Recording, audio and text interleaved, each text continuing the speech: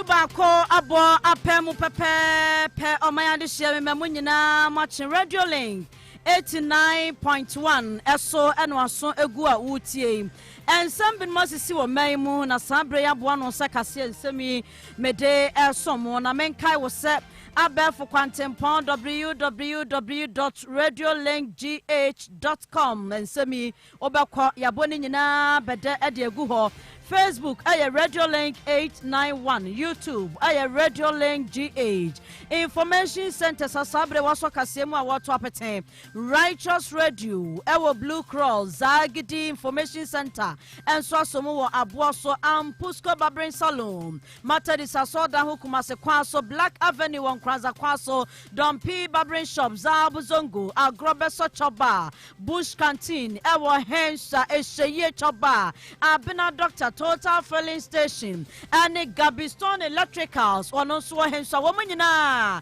aso Kaseɛ emona ensamno ne edi emu akwetse no ebi enie sabre ya manugusu ameka say Inspector General of Police Yewra James Opombuanu papai wadinani achemu ewo Buno East Mantam Krodua yi mu a wone mpanyifo si nkonwa na hobo aposifo aye etwan afia bato no wode eho enhyehyeye egu apono so na ababe to dwasa NDC amanyoko no Frank Tuni abedi akire wono nso kire mu se amanyosam wo man Ghana mu no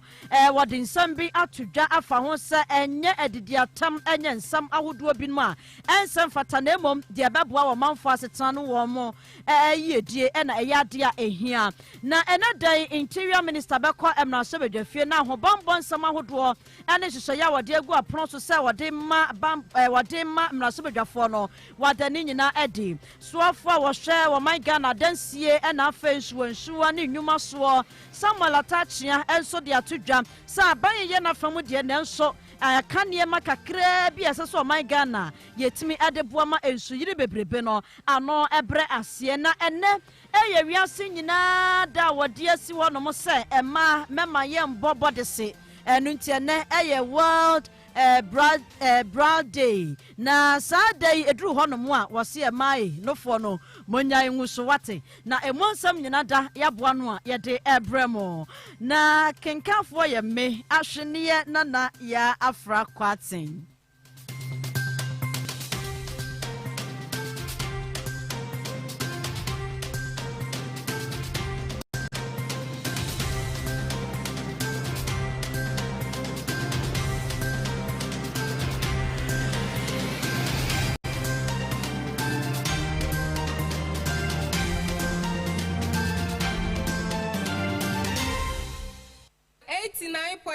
Yaji baby at a separate saying, yet they ensam no ninchiremu enie Sabre ya bra wo man Ghana nyina eya hoboa na nchebia ka berse enafua makomako aduonum enum 55 days na wo man Ghana ye kwa akoto aba ne sa enti enam so amamnyokwa hodro bontoa na bambo adwumako nso guso wo ma hoboa mu hyehyeye a wo mo de egu akwan mu sabe ya wo mo so de bebo Ghana de hye nyina ho ban ebra enchebia ye beto aba ene abato na wie ye nyina emu ne sa enti enam so ama wo man Ghana mu posi sahene a wo Omaimo mecha Inspector General of Police Ora James Opombuanu sabra yeka say wade nansa ensrahwa abepiemu ewo Buno East Mantamimu a wo baba hwe ahoboa no sade aposifo ewo Mantamimu wo mosi atoto wone ema ene hyehyeye ahodo a wode egu akwamu de twen afi abato mu ene sebeye obebo adehye na afi ejapade ne niema nyina ho ban na numu ena ebra wo ma wopanyin akwaba ede aba Mantamimu no Mantamimu soafo monyamfo Kofi Amwako ahene ade tudwa wo chrem so aposifo bo adwuma pa wo mo eye wo ma fam de na nani nso aso de aposifo eye de boa ama ahobambon sam asisi yie e wo Mantamimu no no achi no hyehyeye ahodo a empanyfo ede gu akwan mu se wo de besom aboa ama aposifo wo hawo nkitinkiti bi ene niema bi a wo mo nso ehia e wo madwuma mu no ne nyina da mpanyimfo bɛhwɛ sɛ bɛyɛ a wɔn nsa bɛka sɛ bɛyɛ a wɔn nhyehyɛeɛ ɛne asomdwie ahodawuro ne nhyehyɛeɛ mpanyimfo de egu akwan mu no ebetumi adi mu na ɛnam so ɛmɔde atodwa a wɔkyerɛ mu sɛ apolisifoɔ adwuma no wɔn nko a wɔn ntumi nyɛ wɔn ne temamufoɔ nyinaa na ɛyɛ ne sa enti ɛho bɛhia sɛ wɔmanfoɔ temamufoɔ nso bɛboa ama nsɛm bi wɔ hɔ no apolisifoɔ wɔn nsa bɛka sɛ bɛyɛ a ɛbrɛ kɔbrɛ so no apolisifoɔ nso bɛhu sa na mɔn sɛ yi ɛna ɛsɛ sɛ yɛtu ɛde fa ha na atumi aboa ma asomdwie a apolisifoɔ ɛne wɔn man no nyinaa hia no Ghana man yɛn nsa ka ɛno n'akyiri no kakorɔ no bɔ ɛna afei Fulani nsɛm ahodoɔ bi a ne nkakane no mantami mu na edi ntintima na agye nhini na apolisifoɔ adaworo ma ɛnɛ wɔn baa mu wɔn nyinaa yɛ bi ama saa nneɛma yi ano abrase papaapa ɛwɔ mantami mu a ɛne na nokwasɛm ne apolisifoɔ sa abasobɔ ɛsɛ n'aseɛ wɔn ayɛ bi paa na wɔn manyamfoɔ Kofi Amu akɔhene ɛsan kɔɔ so na wɔkyerɛ mu sɛ wɔayɛ krado sɛ n'afɔm deɛ biara wɔbɛyɛ ɛde ata apolisifoɔ yɛ akyi na ama wɔn nso agyina wɔn nan so pampee na wɔbɔ adwumaden ɛde asom ɔman Ghana biara no ne ɔfisi sɛ regional minister wɔn ahyia yɛ anase na tenaeɛ no ayɛ krado sɛ wɔbɛyɛ ne nyinaa na wɔde aboa apolisifoɔ ɛwɔ mu dwumadie ahodoɔ mu na mmom wɔsrɛ IGP Inspector General of Police sɛ papa yi wɔn nkɔ so a na wɔnhwɛ na nneɛma ahodoɔ mantami mu deɛ bɛhia bi ada no wɔn mfa ngugu akwan mu sɛ bɛyɛ a asomdwie ane bambɔ mu nsɛm no ebetumi agya ne nasoe ɛwɔ Bono East mantami emu wɔde manyamfoɔ Kofi Amu akɔhene ne nsɛm a wɔde to dwa ɛbra na wɔma IGP akɔ aba mantami mu no nsɛm no ebinie region because it's a new thing, but I must say that your men who are leading the security here has done a marvelous job, from DCOP Jantre, and then especially in this recent time what my brother, I call him brother instead, because we're always together working as brothers, not even on official thing. Honestly, they are doing a marvelous work. And one good thing is ably supported by his crime. They are always with me, laying as I may be, directing me, in fact, providing advisory service, which I do not even believe that maybe has to be part of their function. But so far, security in the region has been very peaceful. Sometime last 6 months, we witnessed a new development on the Fulani kidnapping thing. We met here, we called the entire Fulani groups, we sensitized them, we educate them, the need for them to volunteer information. We developed together, he was the 2IC by then, and he sat in it. We developed proactive measures, and within a month, we had conducted them. Armed robbery was a news item, so I'm surprised the newsmen here, now because it's not part of your item, you are not following up. It is because of the good work that some of your men here have helped the RCC to combat it. And indeed, the logistics that you have also supported the region with. Of course, we will need more. I believe that if you help us along that line, we will provide peace in support of your administration also. Na onimanyamfo Kofi Amu akɔhene a wɔyɛ mantami soafo wɔwie ya pɛ ɛna Owura James Opon-Buanu a wɔyɛ Inspector General of Police sahene wɔ man Ghana mu wɔda n'aseɛ sɛ papa wɔano hwam yɛn nso yɛ da ase papa pa me ba yɛ mani agye wɔ ahoboa ne hyehyɛ pa ne nneɛma a mode gu akwan mu na me ankasa mani me ba yɛ mahunu bie nneɛma nyinaa gugu n'akwan mu kama wɔn nso mo ne adwuma regional minister wɔyɛ adwuma pa na sɛde yɛn nyinaa yɛnim sɛ afi ɛyɛ abatoɔ afi no apolisifoɔ yɛn nso yɛahoboa ne hyehyɛeɛ ne nneɛma a yɛde agu akwan so nyinaa yɛde twɛn afi abatoɔ sɛ bɛyɛ a biribiara bɛwi asomdwie na yɛnte basabasayɛ biara wɔ man Ghana mu ne Bono East mantam biara no apolisifoɔ yɛn nso yɛayɛ krado a yɛyɛ saa nneɛma no nyinaa ɛde aboa ma nneɛma yi ɛtumi ɛto mpɔ nneɛma sɛ ne sɛ montaa yɛkyi na yɛn nso apolisifoɔ yɛntumi ɛnyere yɛn ho ɛnyɛ adwuma yi Owura James Opon-Buanu. I am here as part of my 3-day visit to the Bono, Ahafo, and the Bono East regions. Honorable Minister, the purpose of the visit is to assess the operational readiness of the police officers on the ground. We all know that on the 7th of December, we'll go for these presidential and parliamentary elections. and therefore we must find out whether our men on the ground will be able to handle the situations as they come before, during, and after the elections. So that's what we've been doing countrywide. And today is the turn of Bono East. And I must say that I was very excited when I had to come here. The other purpose for coming is also to meet stakeholders like yourself and to have a dialogue with them and see areas that we can collaborate and ensure that we have the best on the ground for the elections and for security generally. From here, I'll go and see Nana. Talking about logistics, let me say that because Bono East is a new region, whatever resources that we get, definitely our attention will be here because we need to equip them properly so that they can do the work that we are giving them. I am very happy and I want to commend you. Ania yekwati ye aye posis one more AC edi wonjuma di esanse yemra James Opomboa no ekrese akakakra bi na Ghana de sie nyina ekọ abato so wono mo ekọ akwakoto aba edru saa bre no aya na bambo no ehihim kakra enu nti na wode na probo akire mu ewo mantam yensa nyina emu ho na wo kwakohwe se de apolisifo ya wono wo ho wono mo edi wonjuma di na na probo no se de ubi kan de tu dwa no Bono is mantam mu na odi kan ede hihye so na Ediedin Kano, your regional coordinating council, one empanifo Pino, Kokusiaye, at the Chenko, and I was dancing P, a dear water said, Sawusha Bono is the mantam no emwa, a police for ya do one mabano, a one musa, a kakakra dina, Yakako Twaba, now said your bayana as on Yababa, Wabra ye Twaba, Abatwa Ecoso, and I say Abatwa Nikan Kayana Monanti, and when you were ye, a wabon whom was in Papa Paya. One police sadom na adin kasa ho ya encha kura hwie be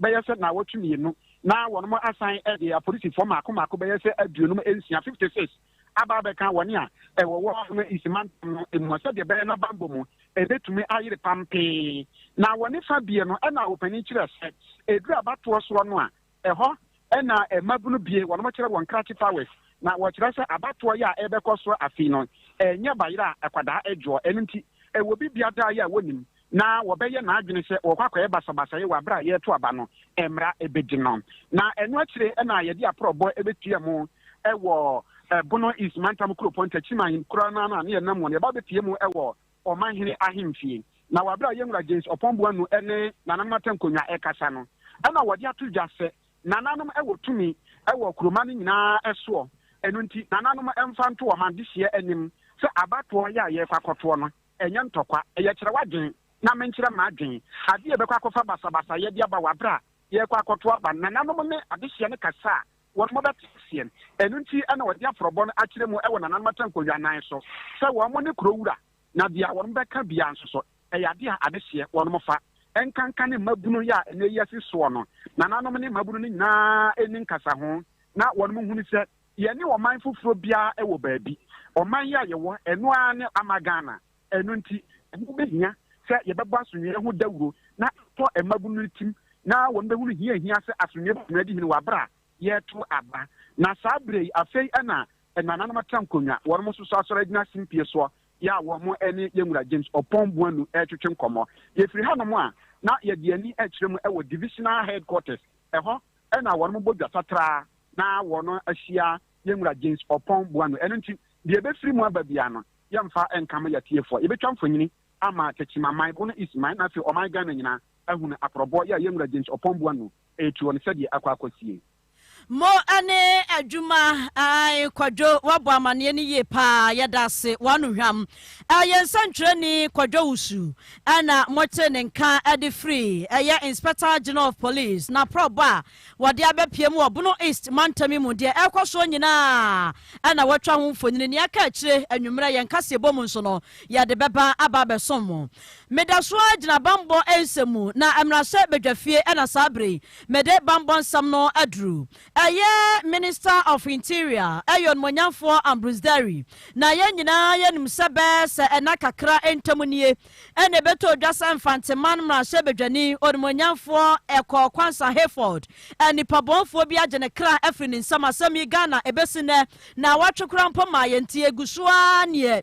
yato besono a na enumu ene beto dwasa dabi de aye ene Ambrosdary a wo Minister of Interior papai wamra mra shebedwafie na hobambo nsem hyehyeye ene niema wode egu akwan so a sese wode emma emrasebedwafo ewo ma hobambo nsem no wonfa nsemi emra metudwa na eba saye na ehwa kwakohia se papa nso be ma daso echena anasa de kye meba na mede nsam no aba betudwa na ye nyina ye nimsa na no da Speaker of Parliament Professor Aaron Michael papai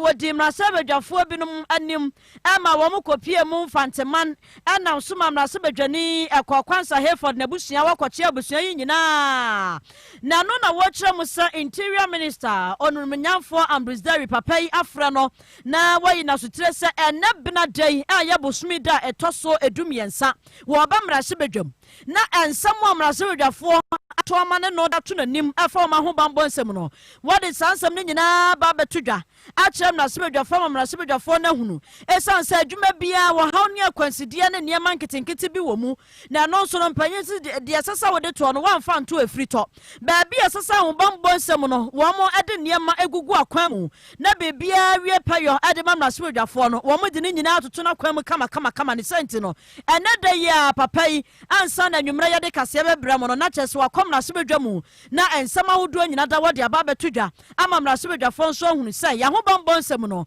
sɛ ena esitie na no da Professor Aaron Michael ne nsam a wode to dwa mrasebedwafie efa wonmonyamfo ekɔ kwansa Hayford a wanya ne baabi ekurei ene anamontu mrasebedwamu mpanyifo wo mutu afa mrasebedwafo ho bambo nsem no yenkwa na yenkwatie Professor Aaron Michael ne nsam no ebi. If honorable members are made to feel that this is because of a person's involvement as a member of this honorable house, it's a very sad day, doubly sad for democracy in this country. And perhaps all those who are also responsible for looking after the safety of members of parliament should also take note of this, as well as those who sometimes criticize when protection is being demanded. And it is noteworthy that the directives I gave as chairman of the board, the response from the police sort of coincided with this unfortunate incident. I'm respectfully asked the directive that the Honorable Minister for Interior should appear in this Honorable House on Tuesday to assure the safety of honorable members, particularly with reference to those words which apparently provoked this dastardly act. Ani ayekwati eyei eye Professor Aaron Michael awaye wo mai Ghana mrasha bedwafie chiame ehene na memfree ensemi mu nko amanyosemu kakrai running mate anasa Franketuni abedi akire ama National Democratic Congress NDC amanyoko eye Professor Nana Jane Opoku Agyeman na mami edi atudwa a wo kyerem se wo mai Ghana yamanyosem yamansa kraye kakramram yamansa kraye mramu papa nensekraya awo pesa ya de ba wo mai Ghana amanyosam nyina ne sai esese Ghana mai mu amanyofo awo mani abra wo mo petumi no wo mo hwe wo haw eni amane aye nkronkuma mu wo manfo setena mu edi wo mo nya na wo mo hwe esese sa haw ne nyina no ehwe so wo manfo setena mu yedie yade ehia wo mo papa na de fa ne say developmental challenges no wo mo hwe se wo mo bayi sa haw ne nyina afiri ho afa mpuntuanie wo manfo setena mu yedo nsato mboto mu asika asumdue sa ne ma nyina ekoso esense abre bia da ye befa wo bi na ye de sa ne pia ye twea pia si ano sa personal attack na ye twabono ka ne ho nsam ne wo mu de nnum de nsam fata sa ne ma na ma mi kyerem sa enye krakrakrakrakra Ghana amanyosam sa ne ma na wo mu no enye anunti Ghana amanyofo nsesa won suba ne won ne yo ane won niema ne kwan ofo so yi wo manyosam e wo man Ghana mu na maame Jane Opoku Agyeman sa wo manfo bekaya abere bi atwamu na were Vice Chancellor Emma University of Cape Coast UCC mami ana wo kyerem se awreho Sawoku my Ghana mia hodo bia empuntio abo manfo te sade sabe nya adodwo so aba aboakoko aniema nkoye ba ku sei wo manfo bi no masetena mo hwekra na kyesa wo hura ho wosia fem aniema nkoye se Ghana no manfo bre sei yeti sika okọ so ani ebre wo man mu o dabi eni kwa sesa na me yekoso na wode sansam nyina twudwa ebra na wone ansantrefo binom edi nkomo ba bi na radio link esansa ye link wo manfo ba bi ye de yahwene ne yani etitemu ane esema mi sema wo kan ye hia pa enu nti wo man Ghana ye nkwankwa bi na radio link fo ye nso ye mfa nsom ye na tiefo na ne nsam no ebi enie. Very, very serious basic issues. You just talked about our having toured the 8 regions. There are many things we have seen, and I feel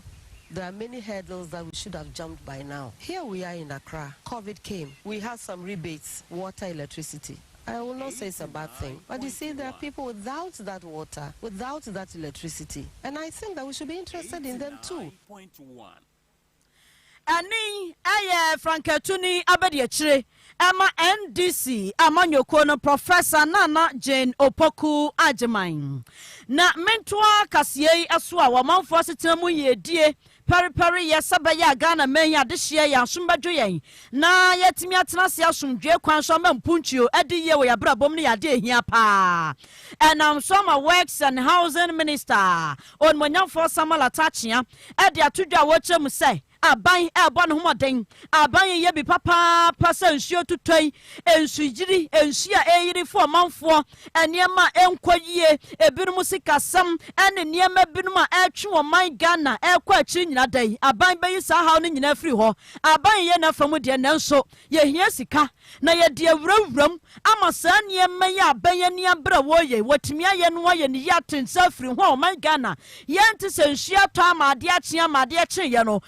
fa nkrofo binum so oda so de pa no ote sansam no man mu a ya na eye na sefem na ye na wreho pa na so manfo beka ya ebe se na nu fiada na memenda kwasiada so de ne yensuo yi enye na home adechi adensen so otwadi amponyankopɔ wo tene nsuo gu asase so anie se Ghana fo munyio na nsuo meto amosiboi manton nsuo amosiboi na kyese nyankopɔ kora to da bia na ne ho krampo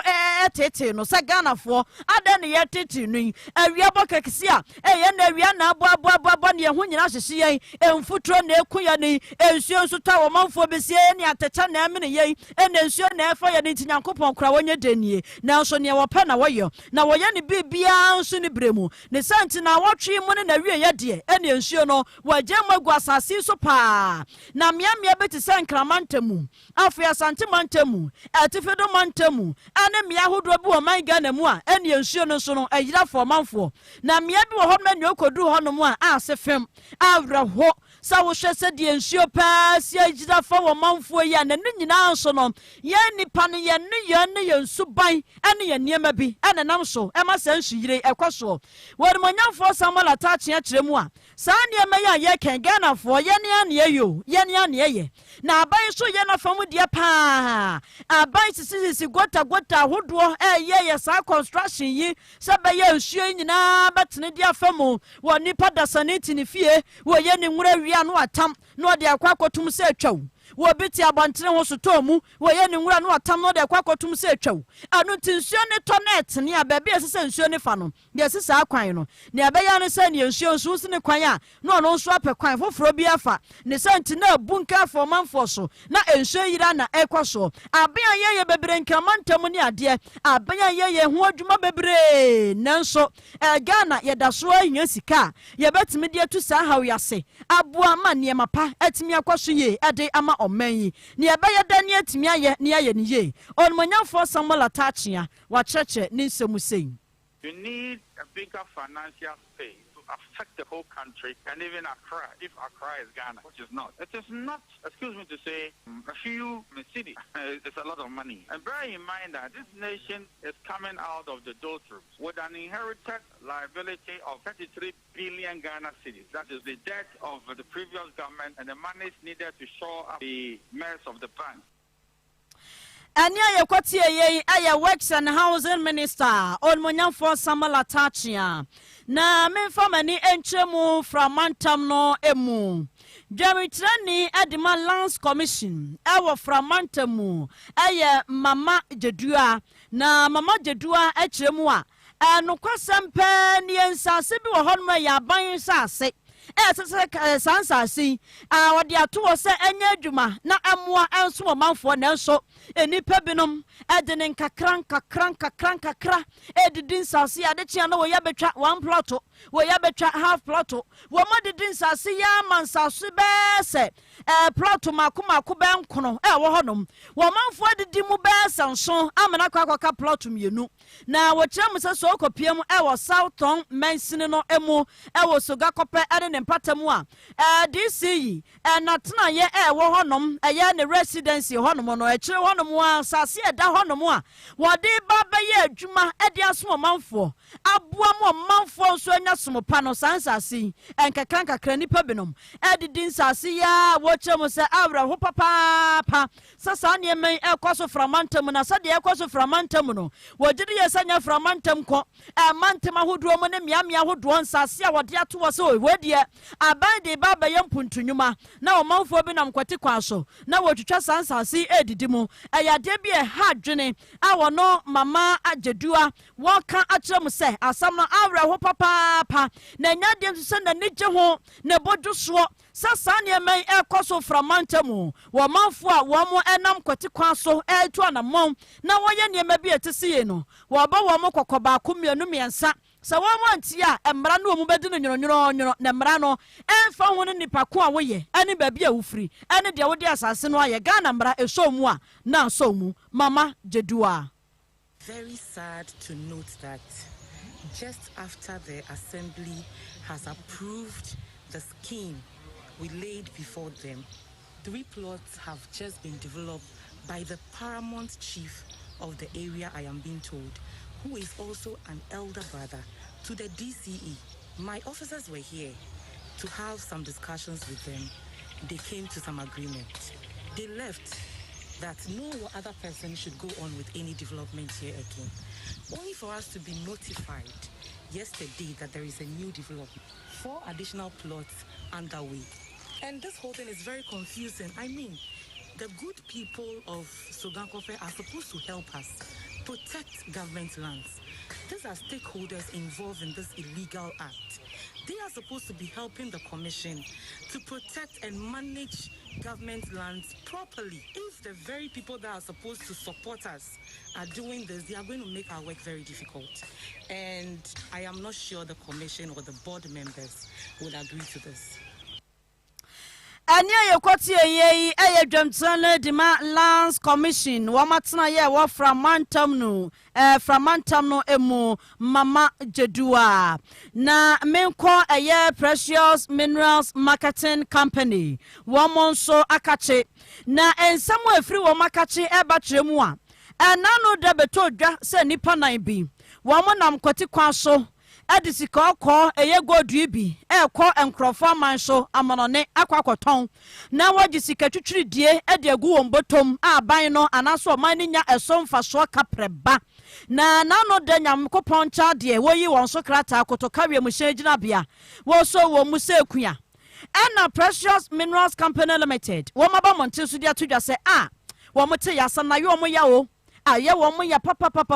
na woyi entwa yie entwa ye kura sa bibisei ebesie eja wo manyi enipa wo man Ghana wei ana wodede ho kakran de bu o man no ho bra ade yi o man no yie sabeya wo man no wo bia benya so mfaso na wo man ni betumpon na tumpon na niema nyina te dana kwamu ya Ghana fo nso anya so mfaso bi na wo de wo mpa ne sa won ko an wo pa wo de pesa menkum nya adufuru pa ane ne yobone ni suban fo ni suban kankan ti no ba akofo se da bi madam de befa kwati kwan so akọ na makwa akoton agisika ade agu membotom a awman nya so mfaso bia na wo mode ho yawo na sai wa kire wo mo no so no eye papa paso wa kire sa nipai na wa kire wo mo na beya de sua de ade ama enipa bi ma wo mo so pese wo mo esa sa adwene ye bie na so manfo bekai a na no beto dwa se enipa nan bi awomu ekura godu no emudro no 14.4 kilograms womu edisa godi ekɔ nkrɔfo man so na emu sika na ewo mu no eye bɛsɛ $1 million enye sika toa na kwati kwa so na ɔmode nam ɛne wɔmode ahyɛ wɔm ho asma gan no kwan kuma bi mu sɛ wɔdie yɛmfa nhyɛ yɛ ho na yɛmfa nkɔ ɛna nyankopɔn so kyade a wɔduru kotokawe mu hyɛ gyina bia nyame yi wɔn so krata wɔkyere wɔn yi na acting managing director Emma Precious Minerals Marketing Company ɛyɛ owura Venance Day ana wɔhyɛ mu sɛ yɛ paa saafo na wɔkyere wɔn no ɛyɛ na ɛbɛyɛ adesua deɛ ɛnso ama nkrɔfoɔ ama wɔn nso afa so hunu sɛ sɛ wonam kwati kwa so na wodu ɔman yi dwirim ɛbo ɔman yi korɔ no a ɛmmra so mu a ɛnya de sɛ mmra no ɛbɛgya wo ne sɛnti no ɛmmra no ɛne saafo yi ɛni ne ɛkwan sonko so owura Venance Day ne nsɛm ne bi ni. Initially, PMMC is the solacea of the country, so to say that every gold exporter that is expected to export gold for the country has to pass through PMMC. PMMC will certify the gold, assay the gold, their value, quantity, purity levels, and then certification is given. And that is done in the presence of National Security, Immigration, NACO, and GRA. And with GRA, they are supposed to pay the right rate, golden tax before the gold leaves the country. But a situation where some of these companies have turned around to smuggling gold out of the country without the knowledge and without passing it to the right assaying procedure. It's very, very bad. It's unfortunate. And it's something that has to be frowned on seriously. And I think in this case, they have to face the law of the country. The law has to take its course. So those who are arrested, I think, must be prosecuted because it's not the right way to go. And yeah, you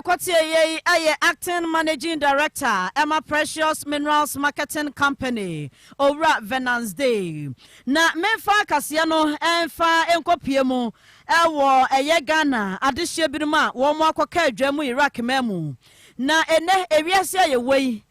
wo bia wote ba bia wote na wo yire wo ho ade won saye adwuma na nkopon wo hyirawo na won so anya bia di anya bia bɔ ho bra no obi wo hɔ ma de wo no na ni nso was there be I just am a conqueror my son. Now, no one about to just a Ghana this year been more honor. And yet, while for one more drama, quaco, Piemon, Croft, one my son, Mamson, a sabre, or how near Maniana Penisie, a woman, and Yasam Ketuakra. Now, what just say a war, June Bosome, Adibesi, August Bosome, a few more. And Ghana buying crumple born, Humadima, Ghana this year beer. Na womo akwa kan krofo man so bes ahanu aduonu abesa mpemienu ahanu aduosiamienu sabre womo wokofa womo edi free eye Lebanon ba ye na no krampo no ehonsam akwakoye bibia wo ho ana ye gusua ebinu krampo jeje ntobo anka kakra so muma ye mo ye nuanom na nipa hiamwa ye nim sanka no ano no ye da so de ya se ebinu so gu Iraq na wo po man bi so akwa Ghana ni se Iraq na woko na hu sa man bi te se Kuwait Qatar ni Sudan de ene Ghana fo binom wo ba adwuma wo beye no bosome na wotwe sika ya de ma ho obi te Ghana wo beye adwuma afekura mpo asasika no wonya bi wusiye we de ye menkọ wo kwa sabe adwuma ensem fa ebinom krampo kosi ba sibra de man nkrofo na ya jisika gu yembotom ebinom hon ma ya do ma ya sex machines ena gu demo kwabrane frabanten ba no obesi ni so tachom na kwabrane so tenche no so jihu sika gu ni botom na sa adwuma we wo kwa akoya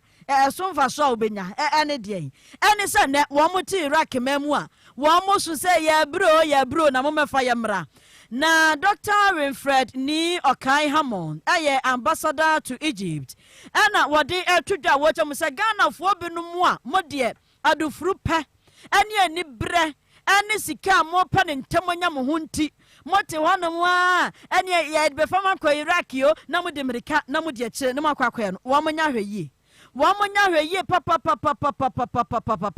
ewo sa kwantuo emfaso bia ni so a wo mo kodura na afo mo ho kire wo mo nya hweye na wo mo ema wo mo ni na ho na nipa wo mo ta sa de yachi a wo mo so Ghana de hye edro mo kwankrofo man so mo kohuna mane wɔn kɔ brɛ na ewia kyerɛ kurampo my Ghana san gye ntoboa yɛ lala sulala no asan kɔ saa nkrofo yɛ ba no ɛwosesafoɔ ne nyinaa yɛ so mu ankamra ɛne wɔn mu di ne nwono adanti wɔn wakɔi ne wɔfa ase nkɔbi ne ba nkɔbi ne yere nkɔbi ne nua bi nkɔbi o adan na wɔwɔ akwantuo bi to no ɔpɛ nkrofo do ma kɔnkrofo ma so amoma kɔyɛ wɔn ne kanfre busuafoɔ nkɔ na nso no agya saafo ne nyina go na busuafo agu hɔ na wo a woto baabie eno mansa ba no aba befa wo se yenko Iraq mamu na nkɔyɛ adwuma kɔduru hɔ na afɛ wo bɔ bena sɛ mekɔ Ghana na Dr. Winfred ni Okai Hammond na ma ne bɔ ene ne kokɔbɔ a wɔde ama no ebinie. The committees no ɛwɔ hɔ no omo ɛyɛ anti-human smuggling and trafficking. The whole chief superintendent and a handle the whole immigration, the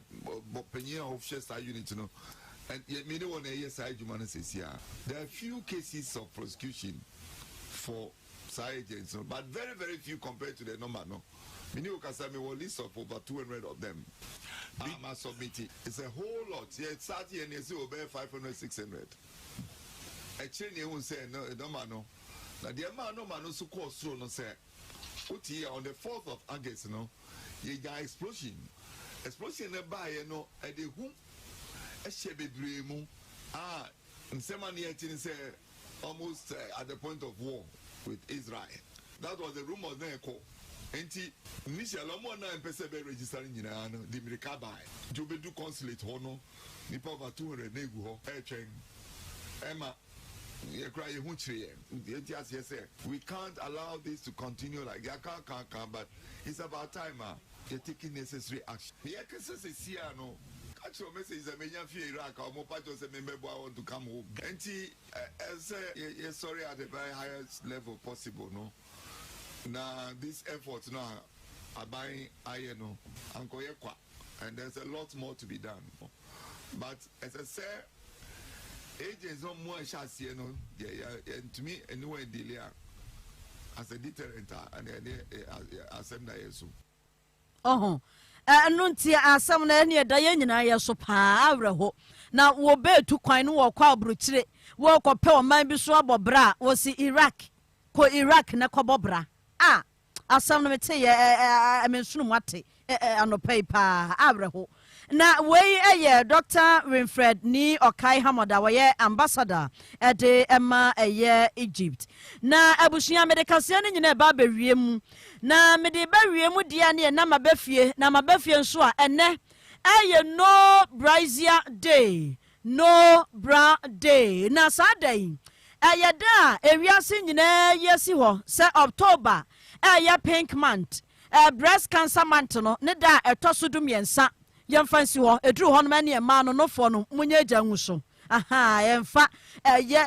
nufo pieto anase tamu bia ntekyere no denden emia no nhedwa bia ene wugya agusu sade eduru me bi nso a word antipede na mema no nso abo antipe no a na ne mframa enam nofo yi ho na de ne de beto adonko to adonko de ne de bebo ne tie na ebo ne tie saa na edi ahim na ekoba saa na saa dai wo manfo bekaye a July bosome ne da na etoso enkono wa afempem yenu ane edu ba kom 2011 ane ofra se wodi saa dai na mpanyifo tena se na ose da bi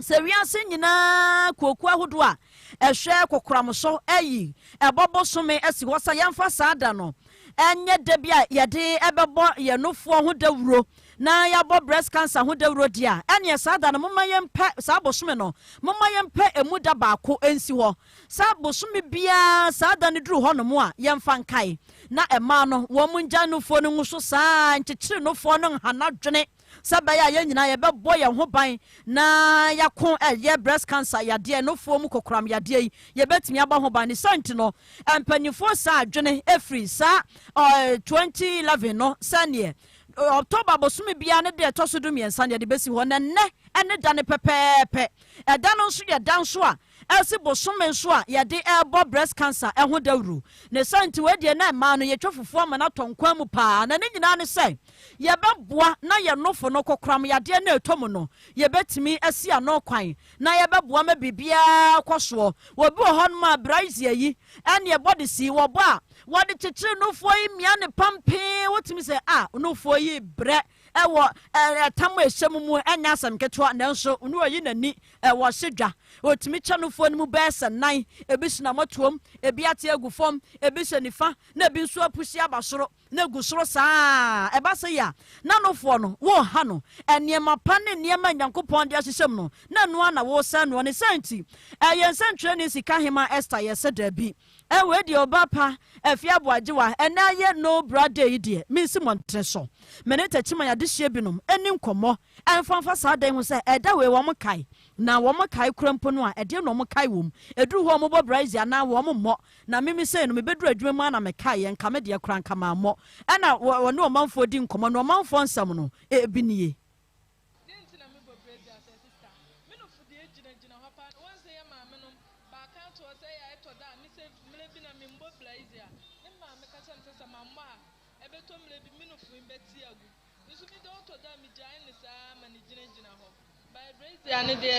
sometimes na wo bɔ no kɛse so ya na wo nso ya wo ya wo ba so nya wo wia na no fe wa ji agu kra nti sɛ wan bo brazil and on ma na no answer bla bla bla oh brazil de obo ayɛ ɛma onanti a no fone enkomba bomu na yɛ saa bibi bi wo hɔ no ma no fono enyina hɔ on sɛ no fone all different types nti sɛ obo bra na ma ni gyina fine o shakare ma ni look good oye oba eni kwa so ye ho basa oba hu tete nyina ye saa brazil na wuti hu ne onye ma ne meti oba de o se tembia hye brazil the encouragement means that say me no for e twetwe mu saa akwa adwuma e fidi anoma ba no adwuma mu de means me fa me no for e ma ne twetwe mu akwa adwuma say na ne kam brazil na say ye sha atare a e be fatae especially say ma ya wo ba ko ni mienu no ya mo brazil na o sha atare ntime nye fe ti ye boss de o sha atare a o ho be ye fe ani ayekwati eyi ayetachiman adehye binom ema no aha wo bia wo de nti a wo de ebo brazil yi bi anase no fue wo hye ne pieto oho na pieto no krampo so obese no fo no a susu sade akekere wo susu de akekere wo wadama wo de hye ne de ya kama na chief executive officer Emma Cancer Health Foundation Madam Mary Japan ana mami nsu etu emanyina fo sɛ bosome ya ɛyɛ bosome ya ma de asi won mu wiase nyina de asi wo sɛ yɛmfa mmɔ fo mu kokram ya de hu dawuro no ɛma hwɛ yie ɛwɔ ɛyɛ brazil ɛyɛ ya de kyekere no fo no ebinom kyekere no fo ne ma ne brɛ dodo wo awutumi hye ne potumi sɛ ne bo nyina yere sɛ pampi den ɛwɔ home kura nya yie ɛyɛ na ahomete hu ama bi sa me kura ya na bi mu ho ebi mu ho mete kura ma me dodo sɛ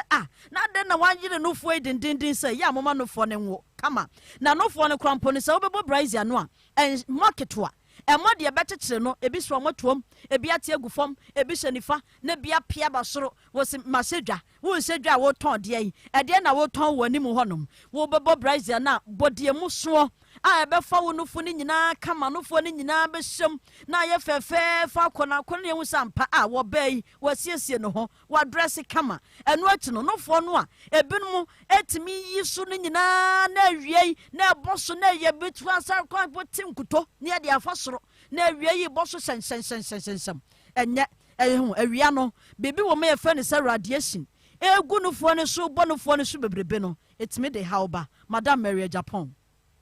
no nkɔfrɛ cancer ne ma nanso no yɛtu ɛmaa ne fo sɛ ɛwɔ sɛ brazil a wobɛbɔ no yɛse well befitting brazil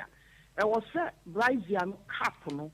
ɛyɛ kɛse a nufoɔ no ɛnam no nyinaa ɛbɛwura mu ɛnyɛ brazil a wobɛbɔ a nufoɔ no mu akyekyɛ bɛyɛ nan na bi hyɛ ha na bi hyɛ ha mmaa no ebi mu so wɔn mu hyɛ dwa ɛno no ɛnyɛ advisable ɛmmoa ɛwɔ sɛ biribi a ebe support enufo ni nyina na ma enufo no so anya ahome so anwe nse nya bibia ebe kyekere ne penten ebi se ye ntimi nka se wo bo brazil kyekere wo penten a the cancer beba ana ensa cancer ma ebi so already medical catch us the main cause na cancer no obi enhye danim nti ye kwan bi ebe fa so a ebe bo ye ho ban then ebe ya ani obi wo kra na odi sika se na odi ahye ne brazil hone no fo ho ana se bi a phone kra na odi ahye ne no fo ho ne ade ni nyina no no ye tu omo fo say ma omo nye e ma no fo say ma omo nye saa de no Brazilian so omo bobo no omo mo Brazil e ye well befitting ba say dra na je na wo dade a eno de Brazilian na wo say wi na o chest no so nya home exposing the whole body to the sun rays no kra no enye many pedua no enye many pedua no sun rays na nkasa no ultraviolet rays na nkasa bibi wo mu a ye friend radiation ya dia se bani pedua no mu bebra e kwotwetwe kokora meba enti ewia nkasa ehyi nipa between the hours of 11 to 3 p.m. no enye many pedua no Ania Yekoti ye Madam Mary Japan, where Chief Executive Officer Emma Cancer Health Foundation Ghana. Na nefutu sama wade mama efa brace yabo ene no fo hono ene ne bi ena Yekoti ye. Adeshima mejina no brade yi so na me de Kaseɛ ni nyina aba na wie ye. Wo hia wo nua ba bi wa bonten a na wa rehye no happy no brado no no so agye so kama no fo no munyi yi so na manfa ho na ne ho ha ne kakra ne to da bia ye mianofo ne dodo ya na no krampo ne ho mete abusua Kaseɛ na si aseda pie sie nkoma news department emrante ne maba wa ho fefo wo ni nyina ba wa ma bi nkum waja samufo panyina wo so ne so Ericus streaming live on Facebook na obapa afia boajewa executive producer ne wo boss sika hima echidom na wo no so epiepia emfidie no etomu kenkafo ye me ahwene nana ya afra kwaten medamase emamomo enitia enyado no brown day anunti na wie de manyina memamo happy no brown day misro emobi wate jejaguso na enwo so kakra medamase